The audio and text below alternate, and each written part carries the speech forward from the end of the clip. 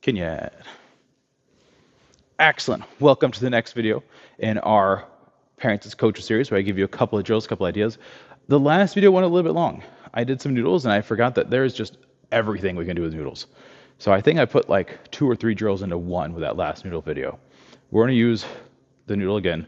We're going to also do 2 similar drills for these noodles, but I'm going to keep it a little bit tighter, a little bit more concise for you guys. So with these noodles, we're working a lot on the targeting. We're also going to use a lot for height and a lot for power because, well, this pad right here, smaller target area than this noodle right here, right? Unless we're going for the very tip of it, which we can do. We will not do in this video though. So this is more about power, about follow through. And for today's video, it's going to be about flexibility. So this is limbo. You've heard me talk about reverse limbo in class before. Limbo normal, right? The pole starts up. You have to go underneath it. The pole goes lower and lower and lower. And I'm not going to limbo underneath my own pole. Don't think that would end well. But that would be the idea. As the pole gets lower and lower, you get the challenge of going lower and lower. We're going to do the opposite, reverse limbo. The pole is going to start down by their knee. They have to front kick to their knee. Then the pole is going to move up to their waist. They have to front kick to their waist. The pole moves up to the ribs. They have to front kick to the ribs. We move higher and higher and higher until they're front kicking. Maximum about a fist above their head. So that is a good spot. I have not warmed up today. We'll see if we can do this front kick or not. Oh, you have to tell me if it was good or not in the video, in the comments, because that did not feel good. But that's a way for them to slowly build that flexibility, especially do a couple at these lower levels, and you slowly raise the height. They're getting those hamstrings warm, they're getting the legs warm, they're getting everything loose to make sure they can kick appropriately and without tearing anything. Now, if your kid's 7, they're not going to tear anything regardless, but we still want to build those good habits. All right, the other way we can do with this, and I won't be able to do it by myself, but not just front kick. We can do this with side kick and round kick.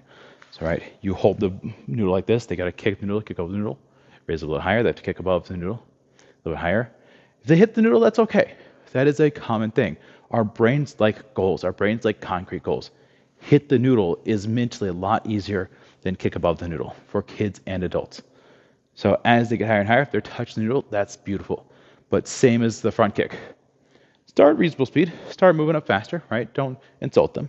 But then move it a little bit slower, a little bit more incremental. They'll still recognize it as a challenge because you're approaching their maximum, but you're also helping them stretch. While you're doing this, and this part I can do, this is not a side kick, right? That is a side stretch kick.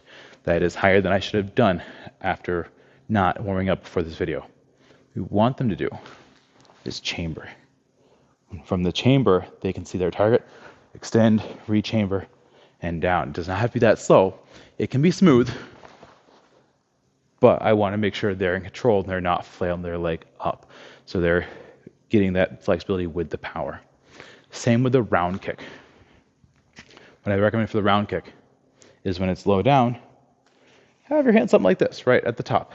So they kick, move your hand up a little bit, they kick, move your hand up a little bit, they kick, and at some point you switch it so they're kicking above your hand. And you can raise it up, and raise it up, raise it up. Again, that concrete thing. When it's like this, that's the concrete. They're going to aim for the very bottom.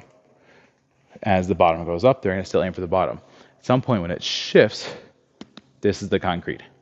They're going to be aiming for above your hand. This is actually this is their target, but they like you, so they're going to kick above your hand. And so suddenly, as they go up and up and up, their round kicks are going to go a little bit higher, a little bit higher, a little bit higher, until they kick you in the hand. And is it going to hurt? No.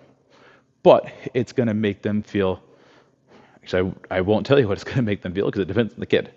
But this is a great way to work that balance, that accuracy, that empathy as well.